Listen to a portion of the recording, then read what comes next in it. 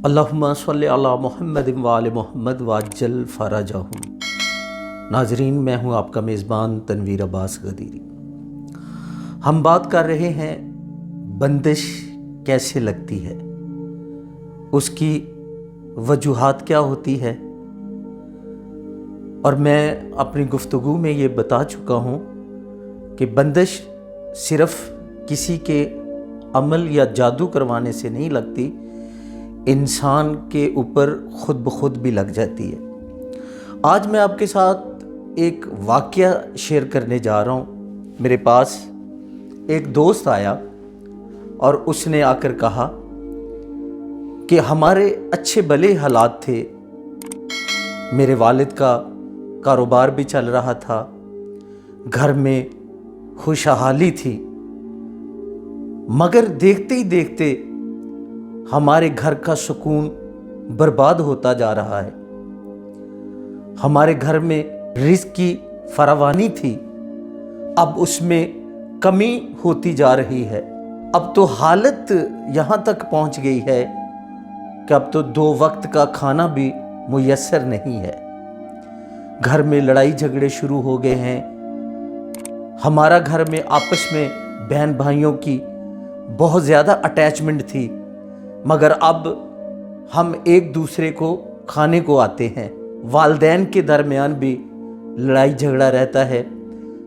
मेरी वालिदा की दिमागी हालत बिल्कुल ख़राब हो चुकी है, वो अपने घर में चीज़ें रख के भूल जाती है। जब मैंने जायचा बनाया तो मैंने उसको बताया कि आपके घर पे बंदिश लगी हुई है। वो फ़ौरन कहता कि क्या किसी ने जादू करवाया है? मैंने कहा नहीं, आपके घर में किसी ने वजीफ़ा पढ़ा है या कोई अमल पढ़ा है जिसकी वजह से बंदिश लग गई है। नाजरीन, जब तहकीक की गई तो पता चला कि उसकी वालिदा ने रिज़्क़ की फरवानी के लिए किसी के बताने पर या काबिज़ों का वजीफ़ा पढ़ा है। जब मेरी उस बहन से बात हुई तो मैंने उनसे पूछा कि क्या आप जानती हैं या काबिज़ों के क्या मायने हैं, इसका मतलब क्या है, अल्लाह का जो ये इस्म पाक है इसके मायने क्या हैं? तो वो कहने लगी कि नहीं, मुझे तो किसी ने बताया था। मैंने उनसे शेयर किया कि हमारे हालात ख़राब हैं, रिज़्क़ की कमी है। तो बरकत के लिए उसने कहा कि रोज़ाना 700 मरतबा या काबिज़ो पढ़ो तो हालात बेहतर हो जाएंगे। मैंने कहा अच्छा चले बहना, ये बताएं कि आपने कोई हिसार किया था? उसने कहा जी, हिसार क्या होता है? तो नाजरीन, या काबिज़ो अल्लाह का वो इसमें जलाली है कि ये हिसार किए बगैर नहीं पढ़ना चाहिए। इसको पढ़ने के लिए किसी उस्ताद, मुस्तनिद, आमिल या मुर्शिद की सरपरस्ती होना लाजमी है। अगर इसे बग़ैर शराइत के पढ़ा जाए तो ख़तरा अज़ीम होता है। वो नौजवान बोला कि क्या अल्लाह के इस्म के पढ़ने से भी ख़तरा होता है, बंदिश लग जाती है? मैंने कहा कि आप नमाज़ पढ़ते हैं? उसने कहा जी अल्हम्दुलिल्लाह मैं नमाज़ पढ़ता हूँ।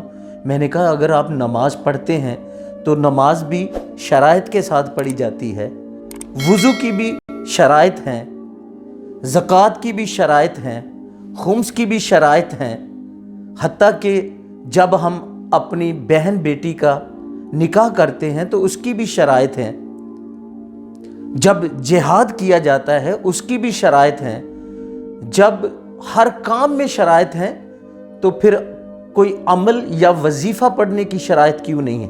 किसी भी अमल को पढ़ने के लिए या कोई वजीफ़ा करना हो तो उसकी शराइत होती हैं, उसके तर्के जमाली होते हैं, तर्के जलाली होते हैं, हिसार होता है। किसी उस्ताद, मुस्तनिद, आमिल या मुर्शिद की सरपरस्ती में वजीफ़ा किया जाता है तो उसका नतीजा अच्छा साबित होता है। मैंने उनका इलाज किया, اور پروردگار عالم نے بحق محمد و آل محمد انہیں شفاعت عطا کی۔ ناظرین، یا کعبہ جو اللہ کا جلال والا اسم ہے، جس جگہ پہ یہ اسم پڑھا جائے، اس کا ورد یا وظیفہ کیا جائے، اگر وہاں پانی بھی زمین میں ہو تو وہ نیچے چلا جاتا ہے۔ یہ اتنا جلالی اسم ہے۔ خدا را کوئی مسئلہ ہو، کوئی پریشانی ہو، کوئی مشکلات ہو، کسی مستند عامل کے پاس جائیں، کسی سے اپنا ذائچہ بنوائیں، پھر اس سے حصار سیکھیں، اس سے پوچھیں ترک جلالی کیا ہے، یہ جمالی کیا ہے، پھر عمل کے مطابق، اس کی شرائط کے مطابق آپ وظیفہ کریں۔ انشاءاللہ پروردگار بحق محمد و آل محمد آپ کی مدد اور نصرت کرے گا۔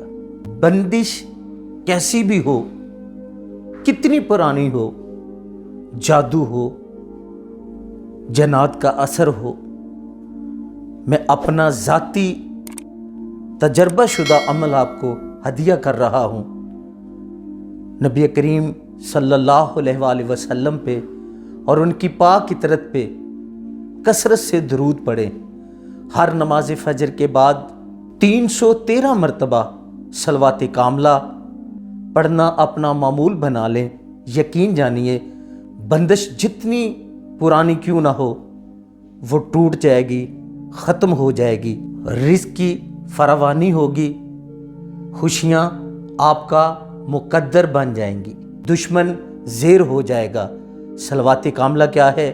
بسم اللہ الرحمن الرحیم، یا رب محمد و آل محمد صلی علی محمد و آل محمد وعجل فرج آل محمد۔